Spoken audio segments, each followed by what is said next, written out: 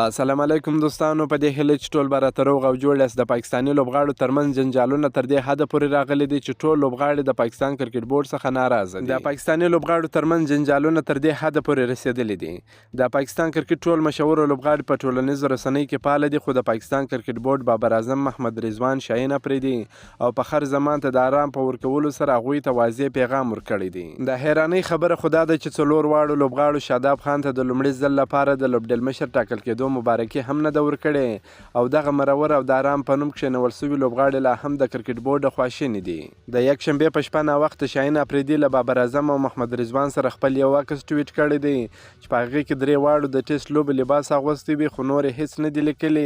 او کرکټ بورډ ته اشارتاً پیغام ورکړی. سرچینې وایي چې پی سی بي د مشهورو لوبغاړو سره اړیکه نیولې وه، هغوی په غوسه و موبایل یې بند کړی و، خو وروسته یې ټولو لوبغاړو ته ډاډ ورکړی دی چې یوازې د همدې لوبلړۍ کې به دمه ورکوي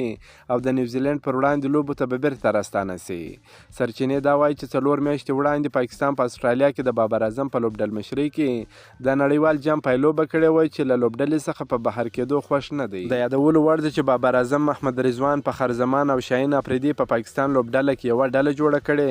چې پاکستان کرکټ بورډ یې ختمول غواړي او د دوی ترمنځ د لوبډلمشرۍ په سر د جنجال راپورونه هم خپاره سوي وه.